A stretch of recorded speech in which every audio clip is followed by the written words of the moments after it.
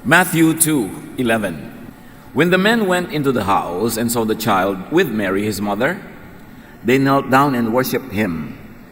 They took out their gifts of gold, frankincense, and myrrh, and gave them to him.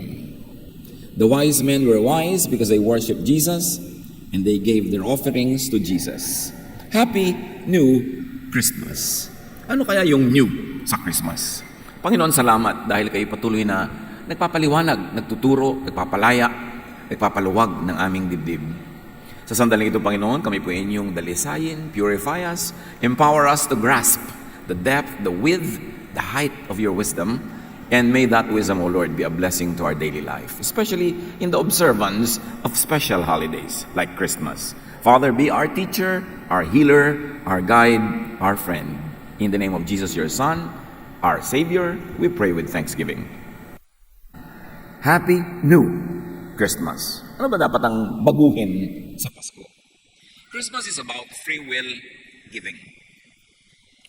Tungkol sa pusang loob na pagbibigay. Tulad ng God gave His Son. Wala namang nag-udyok sa Diyos na ibigay ang kanyang anak na si Jesus. Kusang loob na ibinigay ng Ama ang kanyang anak. John 3:16, For God so loved the world that He gave His one and only Son, that whoever believes in Him shall not perish, but have eternal life. This is the heart of Christmas. Huwag tayong malito kung ano-anong mga pinauso ng mundo in the last 2,000 years at madalas natatabunan yung tunay na kahulugan. God sent His Son that whoever believes in Him shall not perish. That they will not perish in the afterlife, in eternity, and they will also not perish here on earth in their earthly life. That they will have eternal life, a slice of heaven, a slice of paradise, there in eternity and here now. Kaya ang sabi ng dasal, Thy kingdom come, Thy will be done on earth as it is in heaven. At nung dumating si Jesus, dinala niya ang kingdom of God. Hindi tayo pinapaakyat doon sa kingdom, ibinaba ang kaharian ng Diyos, ibinaba ang paghahari ng Diyos. Na kung si Jesus ang maghahari sa ating buhay, nananalig tayo at mamumuhay ayon sa kanyang katuruan, mararanasan natin yung kingdom, yung paradise, a slice of eternity while living here on earth.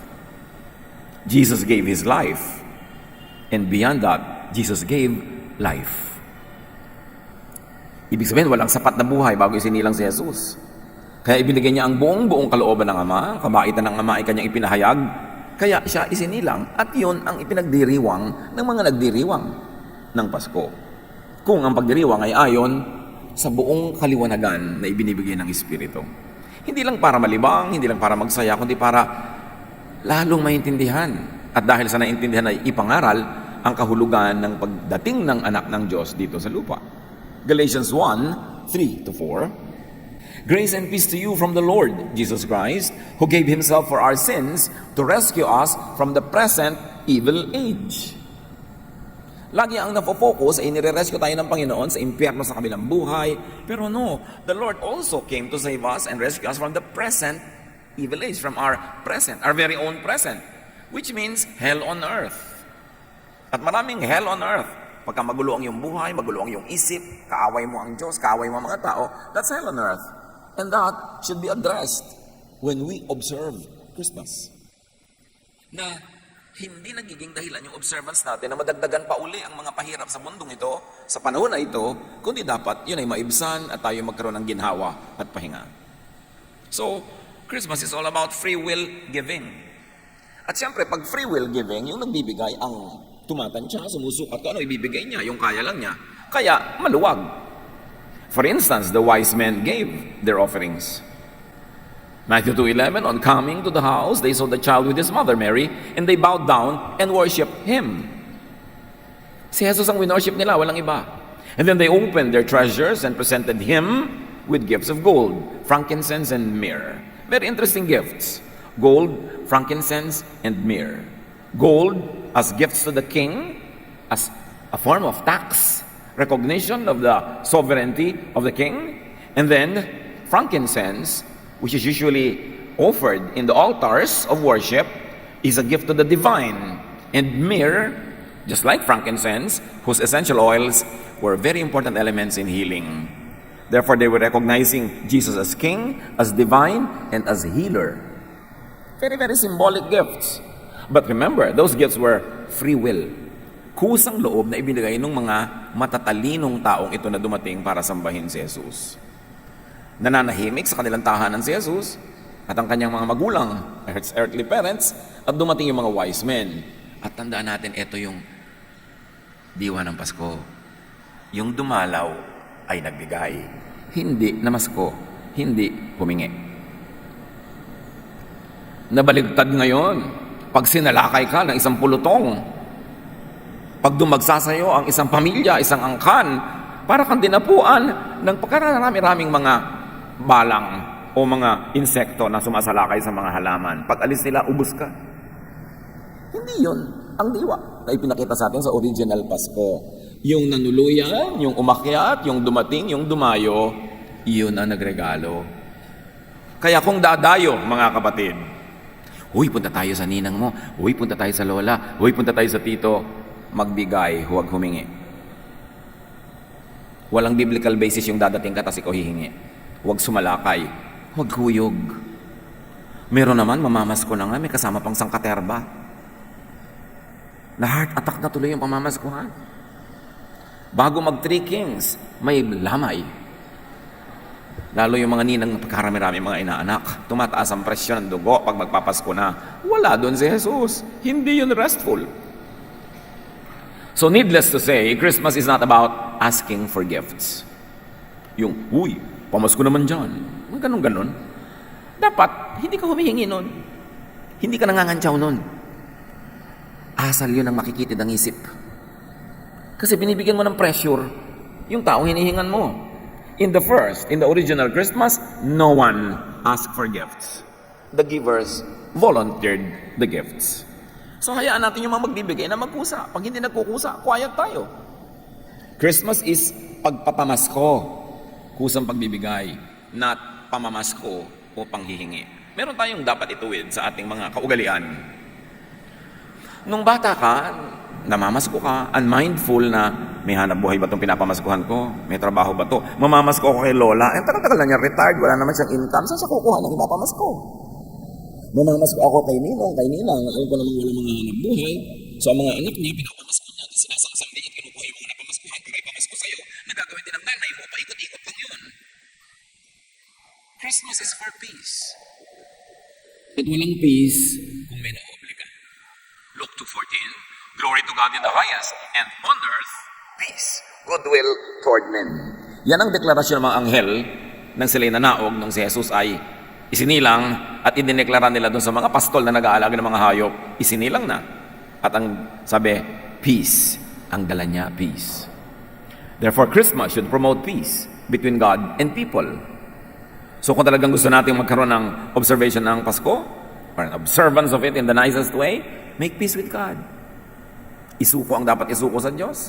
Sundin ang kanya mga sinasabi. Make peace with God first. It is useless to celebrate when you are not enjoying peace with God. Peace through forgiveness and acceptance.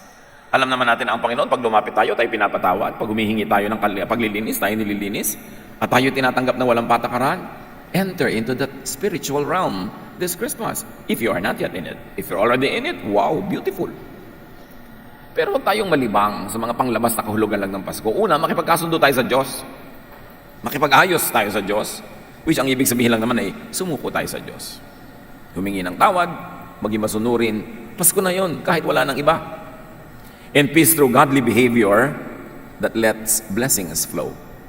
Pag makadiyos ang ating asal, ang ating pamumuhay, walang bara ang pagpapala ng Diyos, dadaloy ang kapayapaan at kasaganaan ayon sa kanyang pagsusukat kung anong sagana para sa atin. At yun ang mahalagang kahulugan. Dapat yung meron mga ganitong holidays, you have enough time, enough quiet time, na pagmuni-munian, pag-isip-isipan ang iyong relasyon sa Diyos. Hindi sobrang busy, huminit ng ulo mo, nagalit ka na, lalo kang napalayo sa Diyos. Christmas should promote peace among people. Yan, goodwill to men, peace on earth. Not push people into making war with God or with other people just to celebrate. At alam na alam natin yan sa news, lagi nila sinasabi dahil magpapasko na, marami ngayong hold up, marami ngayong nakawan, marami ngayong mga krimen, may mga napapatay pa. You mean may nagnanakaw, pumapatay ng kapwa para magkapera siya at maipamasko niya sa kanyang mga inaanak. Anong klaseng corruption ng Pasko yun? Pero nakikita natin how our civilization and culture gets corrupted by the materialism of Christmas. That people, some people, are obligated to do wrong just to observe Christmas. Kabaligtaran ng buong kahulugan ng Pasko. We pride ourselves in being the only Christian country in Asia. Pagkatapos pag Pasko, tumataas ang krimen? Anong klaseng pagiging Christian yun? Kaya dapat balikan natin ang kahulugan ng mga ganitong mga bagay. Christmas should promote peace of mind. Mga kapatid, sasabihin nyo, magpapasko na, ang tahitahimik ng isip ko, kasi iniisip ko si Jesus, kasi iniisip ko ang pagpapatawad sa aking mga kasalanan, kasi iniisip ko ang pagsunod sa Kanya, o magpapasko na, wala pa akong pera. Magpapasko na, kulang pa ang panghanda. Magpapasko na, hindi ko pa natatanggap ang mga 13th month pay ko at mga bonus, etc. etc. So, ang nangyayari, yung Pasko, ang daladala sa'yo, alalahanin, baligtad. Kasi nagpapadala tayo sa patakaran at kaayusan ng mundo na kaguluhan actually. Lalo sa Pilipinas, September pa lang, nagpapatugtog na ang mga malls ng Christmas songs para i-condition ka na mag-shopping. Sa palagay nyo, para i-condition ka sumamba? No! Para mag-isip ka ng mamili. Lahat ng mga holidays and invented holidays, mga Mother's Day, Father's Day, Grandmother's Day, kung minsan meron na rin ngayong Uncle's Day, Auntie's Day, Neighbor's Day, Cousin's Day, yan para ka lang mag-shopping. At para ka magkain kayo sa mga restaurant, kumita sila. Huwag kayong pauto. Maganda to remember people. Pero hindi mo kailangan remember sila in a way na magastos, maraming dapat bilhin. Kasi commercialization yan. Panguuto sa atin yan. Ngayon, kung meron kang pambigay, maganda. Pero kung wala, huwag mo obligahin ang sarili mo. Kasi hindi yun ang tunay na kalooban ng Diyos para sa atin. It should be peace of mind, not worry, not stress about expenses and activities. Sangkaterbang party, sangkaterbang gifts, at kahit sa mga churches, may mga kantata. You know why hindi tayo nagpapakantata dito sa atin? Kasi naobserbahan ko na sa haba-haba nang nakita ko ng mga church traditions, sobrang nakakapagod sa kwaryong kantata. Nakaka-stress.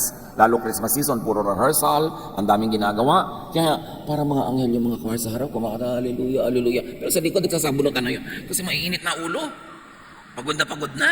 Pinandidilatan na nila yung mga late, pinapagalitan na nila yung absent, wala nang love. Kaya walang katakantata, manahimik kayo, magpatugtog kayo ng tape. Para restful. Hindi yung sobrang daming demands. Philippians 4:6-7. Do not be anxious about anything. And the peace of God, which transcends all understanding, will guard your hearts and your minds in Christ Jesus. So don't be anxious. Kahit sa mga church and religious activities, don't have to be perfect. Kasi it brings anxiety. Pastor, kulang po ang ating choir. Hindi kulang. Pastor, wala po tayong instrumentalist, absent lahat. O hindi, a cappella. Ganun. Kung yun ang kaya natin. We do our best. But when there are moments when we have to be kind to people because they have other things to do, because they have mga crisis in their lives, they have urgent business, not necessarily more important, but just more urgent, we accommodate that. Para ang naghahari, Jesusness. Nakaka-relax, nakakapagpahinga. Pero hindi naman ibig sabihin, yung pabaya ka na, lahat na lang ng oras. Yung mga panahon na hindi mo kaya, meron kang dapat gawin, we understand. Hindi naman tayo nagpe-perform eh. Ang kailangan lahat tayo, yung church members, yung mga church workers, pare-parehong nakakakita rin ng kapayapaan, kapahingahan, na nagbibigay ng good climate for love and understanding. Hindi yung magseset ka ng napakadaming mga kailangan na ang nagiging bunga, samaan ng loob, mga yan, pagkakagalit. That is what Jesus wants in our life. So, celebrate Christmas within your means. Yung kaya lang. Some people spend money they do not have.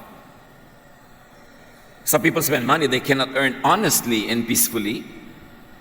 And some people spend money they will pay for with so much damage and suffering. Hindi yun ang kalooban ni Jesus para kahit sa kanino sa atin. Lulubog-lubog sa utang. Swipe ng credit card. Hindi naman mababayaran buo yung minimum lang. So hanggang mahal na araw, nasa kalbaryo kakababayad ng interes. Hindi yun ang Pasko. Huwag kang mangutang para magregalo. Yung kaya mo lang, yun lang. And there's very little left for the needs. Kasi naubos na, nagpadala sa katakbuhan at paraan ng pag-ikot ng mundo tungkol sa Pasko. Ubusan. Kaya ngayon, ang mga credit card companies, talagang ilululong ka sa gastos. Buy now, pay 3 months later. Kung mahina-hinaan yung loob, kakagatin mo yon. Tapos hindi lang yon. Buy now, pay 0 interest for 6 years. Ay, saan mo yan? Diyan ako kukuha credit card, ha? 6 years kang may utang, itatali mo ang sarili mo sa ganon. Darating yung mga panahon na magkakaroon ka ng pangangailangan, mayroong may sakit. Tapos, hindi mo pwedeng hindi bayaran yung utang mo kasi nakatali ka dyan. At alam nyo naman, pag hindi ka nagbayad, interest yan, hindi tumitigil.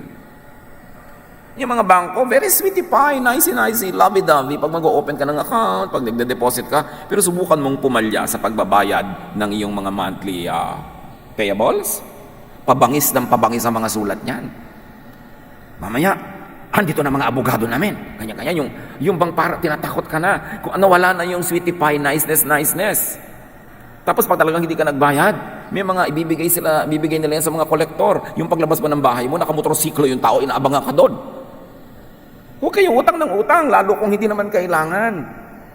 Sana kung magpapagamot ka, mag-enroll ng anak, mga pwede yan eh. Although dapat naiiwasan pa rin. Pero para ka lang magregalo, magparty, mangungutang ka, that's the height of folly. Live within your means. That's the only way to have peace. That's the only way to have a quiet life. Proverbs 22:3, the prudent see danger and take refuge, but the simple keep going and pay the penalty. Pag matalino ka, alam mo lahat yung mga traps na yan, ang mga nagpapautang, mga nagpapahiram, alam mo kung saan ang ending niyan. Sabing ganon, yung matatalino, malayo pa lang ang panganib, naaamoy na nila at sila umiiwas, kumukubli.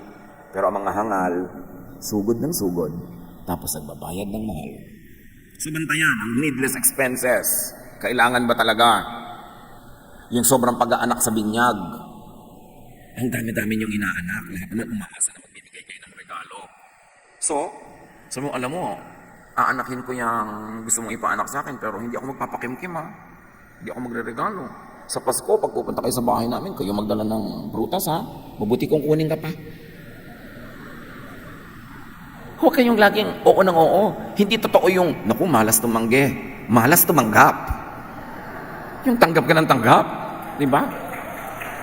Lubog na lubog ka na. Tapos, 50 years old ang inaanak mo, namamas ko pa. Ang dami nating abuso. Huwag tayong ganun, yung nakakapansin ka, lagi ka nalang taya. Marami ka tuloy unpaid loans. No, Jesus doesn't want this for you. Satan wants it for you. Because the devil comes to steal, kill, and destroy. Jesus came that we might have life, and abundant life, that is. Huwag tayong magpauto. Ang mga tunay na mananampalataya kay Jesus naninindigan to preserve their peace, their quiet life, and even their prosperity. At makontento tayo dun sa kaya lang natin. 1 Timothy 6:8-10, but if we have food and clothing, we will be content with that. Those who want to get rich or to be one day millionaires in spending fall into temptation and a trap and into many foolish and harmful desires that plunge people into ruin and destruction. For the love of money, or the things that money can buy, is the root of all kinds of evil. Some people eager for money have wandered from the faith and pierced themselves with many griefs. Marami mga taong nalinlang, sobrang gumastos, sobrang humilig sa pera, humilig sa gastos, nalalayo sila sa Diyos. Nalalayo sa mga itinuturo ng pananampalataya, at yumayakap sila sa napakaraming mga lungkot at problema. After all, honest and hard work, be contented with what you have, with what you receive, and especially with what you can give. Kung minsan, obliga tayo na emotional blackmail tayo, mapaligaya lang natin ang lolo't lola, magulang, anak, kapatid, asawa, kung sino-sino, hanggang magkalubog-lubog na tayo sa utang. Hindi yun marapat. Yung kaya lang natin. At huwag natin konsintihin ang ating mga kamag-anak na laging umaasa ng napakalaking mga bigay natin, napakalaking mga pamasko na hindi na natin kaya. Kailangan yung sa makatotohanan lang. Huwag maging obligadong Santa Claus. Si Santa Claus ay guni-guni. So huwag kang maging isang guni-guni. kailangan makatotohanan. Hebrews 13:5, keep your lives free from the love of money and be content with what you have, because God has said, never will I leave you, never will I forsake you. So yun ang ating Pasko, the presence of God in our lives. Ngayon, kung may idinagdag ng mga additional this and that, salamat. Pero kung wala, sapat ang pagkakakilala natin sa Panginoong Yesus para matuloy ang Pasko. Jesus is the heart of Christmas. Lagi natin ito sinasabi, pero gawin natin totoo sa ating practice, hindi lang sa isip. Do not play along with the system. Huwag tayong magpadala sa mga kanta, kung ano-ano mga requirements para magkaroon tayo ng Pasko. Romans 12:2, do not conform to the pattern of this world. Huwag kayong makiayon sa takbo ng mundong ito. Huwag makiuso. Ang mga anak ng Diyos ang dapat nagpapauso ng tama, hindi nakikiuso sa mali, sa excessive, sa nakakapagpahirap, nakakapagpasikip ng dibdib. Colossians 2:8, see to it that no one takes you captive through hollow and deceptive philosophy, which depends on human tradition rather than on Christ. Kay Kristo dapat nakabata yung ginagawa natin, hindi sa mga kaugalian ng tao. Do not be pressured to give gifts beyond your means. 1 John 3:8, the reason the Son of God appeared was to destroy the devil's work. You see? Kaya isinilang ang anak ng Diyos para wasakin ang gawain ni Satanas. Pero kung ang pag-observe natin ng Pasko ay nagkakaroon ng space si Satanas para manggulo, magpahirap, mandaya, baligtad ang nagiging kahulugan ng Pasko sa atin. Christmas should promote positive values. Values of hard work, of thrift, values of saving, values of being conservative in our extravagance, in our consumption. Christmas should promote and build good character, especially among children. Hindi dapat na ang Pasko nakakasanayan at nagiging turo sa bata na maging palahingi, materialistic, at maiinggitin sa kapwa na dapat ang laruan ng kanyang kaibigan, ng kanyang pinsan, ng kapitbahay ay meron din siya, tapos kukonsintihin ninyo, hindi magandang turo yun. Turuan, sanayin ng mga bata sa essential Christmas, not sa materialistic Christmas. And the essence of Christmas is Jesus, love, peace, and rest. Hindi yung dahil bata siya, entitled siyang maregaluhan, entitled siyang tanggapin ang lahat ng ito, entitled siya ng ganun, kahit hindi kaya. At ito, malaking temptation, lalo sa mga OFW families. Dahil wala si ina sa kanyang bahay, buong taon, wala si ama. So, tatambakan na lang ng tatambakan ng kung anong regalo na bibili ng pera yung mga bata. Maling values. Parang binibili mo yung pag-ibig ng bata, sinusuhulan mo para kamahalin. Kaya kung minsan, pag nagbabakasyon nga yung mga magulang, buwan lang sa isang taon, hindi mapagalitan yung anak, hindi mapalo. Kasi isang taon na nga siyang wala. Ayaw pa niya maalala niya yung palo, yung galit. Pero ano ba ang bumubuo ng ating pagkatao? Kayong mga may edad na magagaling sa buhay, matatalino, di ba yung pagdidisiplina ng mga magulang at lola natin ang bumuo ng ating pagkatao? Hindi yung pangungonsinti ng mga konsentidor natin mamamagalang. Dapat natin balikan yung mga ganong values. Proverbs 22:6, start children off on the way they should go. And even when they are old, they will not turn from it.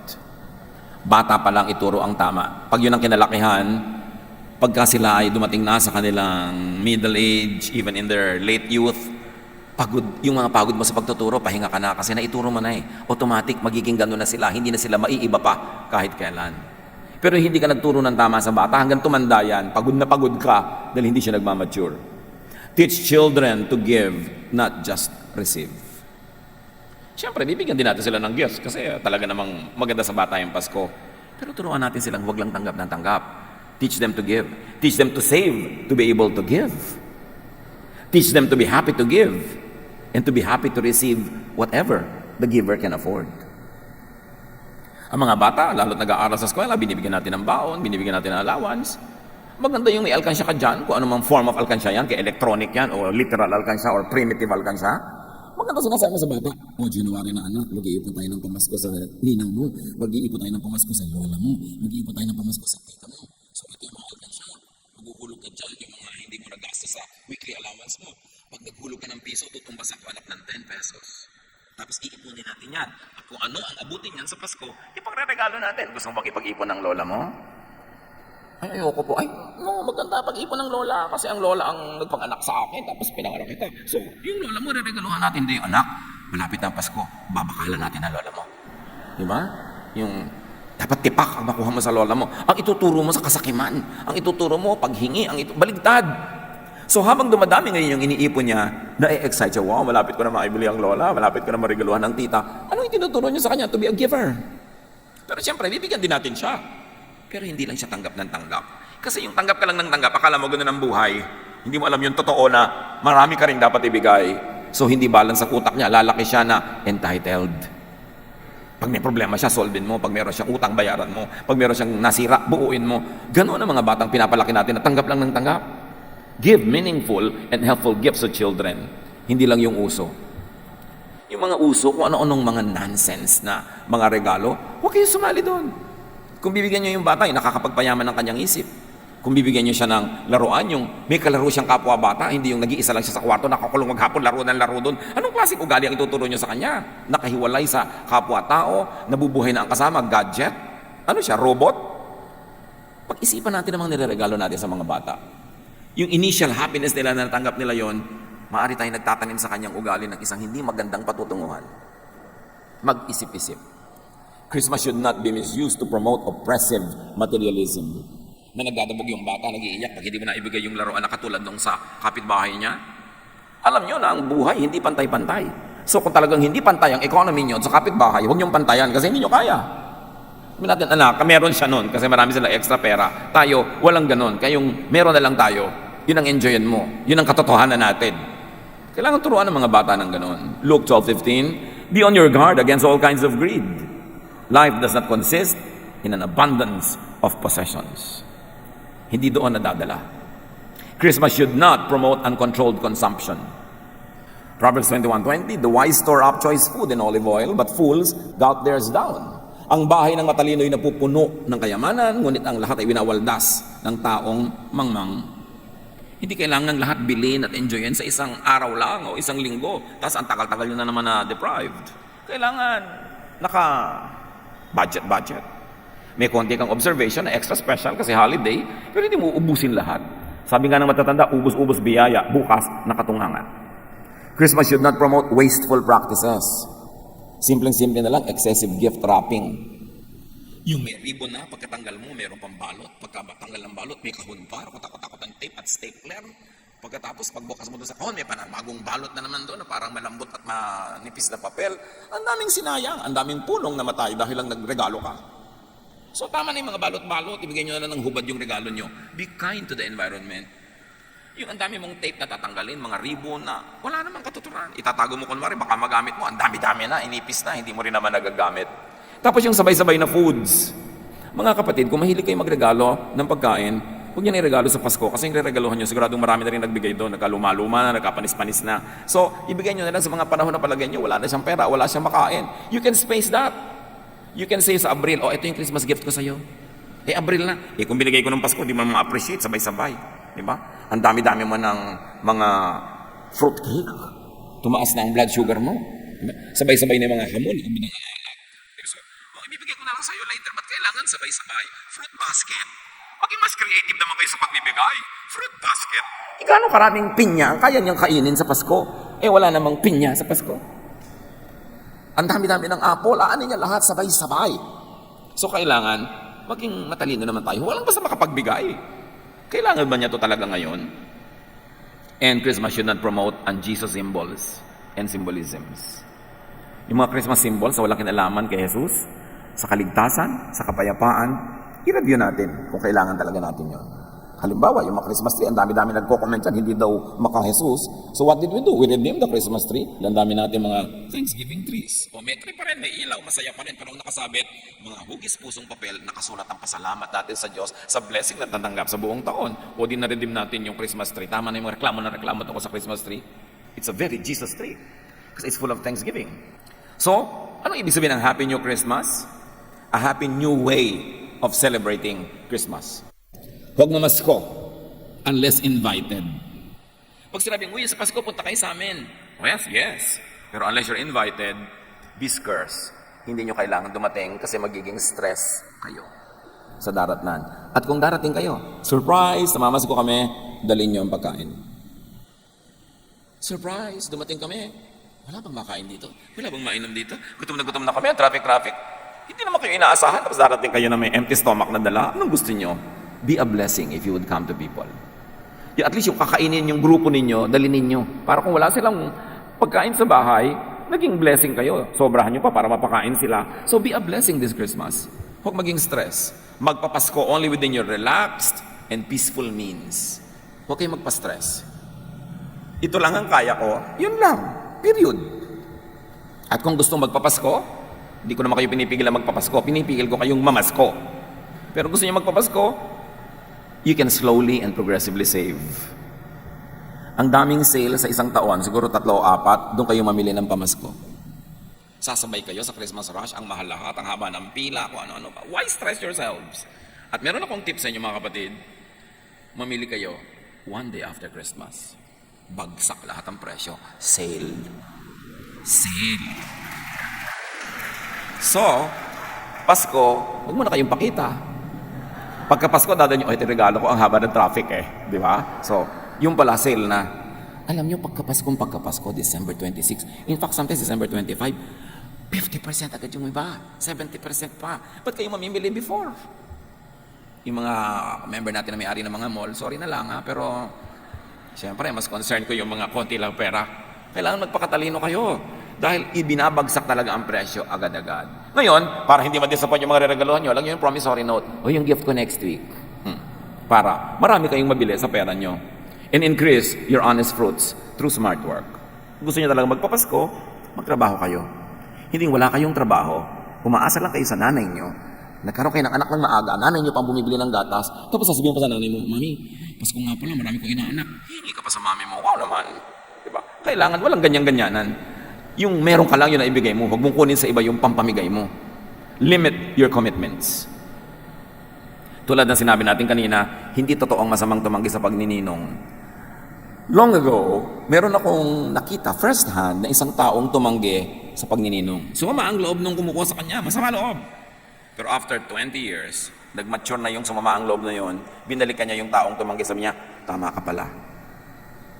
Mas tama yun. Hindi kailangan oo ka lang ng oo, hindi mo lang kayang pangatawanan, o kaya magiging stress lang sa buhay mo. Do not set very high standards in giving. Mga kapatid, kahit mapera kayo this year, sikapin niyo huwag masyadong malaki ang halaga ng mga regalo niyo kasi hindi kayo sure kung mapera kayo next year. O kaya kung gusto niyo magre-regalo ng medyo talagang may halaga financially, sabi mo, alam mo, ngayong taon lang ito medyo na meron tayo, pero hindi ibig sabihin next year ganito pa rin. Magbigay na kayo ng babala. Kasi ang mahirap sa binibigyan, ngayong taon na ito, next year aasa na mauulit yun. Kaya meron ka dapat babala. Kahit sa iyong mga mayaman moments, huwag kang sobrang galante kasi hindi mo sure kung laging magiging ganun ang iyong pamumuhay. So decrease or limit and stop giving gifts when your resources decrease or run out. Ngayong taon na ito, wala talaga kayong pera. Okay, magregalo. Hindi nyo kailangan ituloy ang tradisyon kung nakakapagpahirap na yun sa inyo. Do not be oppressed by image. Yung may image ka na Santa Claus, may image ka na galante, sa ngayon wala kang pera. Di wala. Dapat sa totoo lang tayong mabuhay. And recipients, mga tagatanggap, set your givers free. Pwede nyo na sabihin, ay ninong, may trabaho na po ako, salamat sa mga naging gifts nyo noon, pero pwede na kayong tumigil at sisikapin kong mabaligtad. Ako naman na magre-regalo sa inyo. Narito po ang isang panyo. Diba? So, baligtarin mo naman, hindi ikaw laging tatanggap. And set your givers free from your pressure.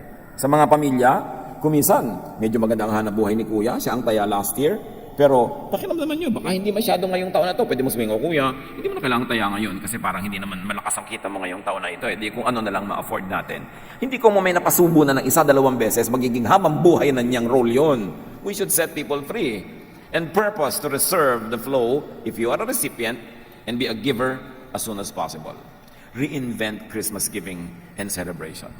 Salamat sa Panginoon kung di nyo to issue. Yung ang dami-dami yung extra pera, marami kayong extra space, pwede kayong tumanggap na maraming kamag-anak sa bahay nyo na nandun 1 linggo. Pero paano kung hindi? You should set yourself free. At tayo naman maging mapanuri at makiramdam tayo sa kapwa kung tayo nagiging pabigat. Kung kaya niya, maluwag sa kanya, tanggapin natin. Pero kung alam nating hirap, tayo na ang magturo sa kanyang hindi niya kailangan sobrang pahirapan ang kanyang sarili. Yun ang ginawa ni Jesus. Sabi niya, I came to give life and that you will have it abundantly.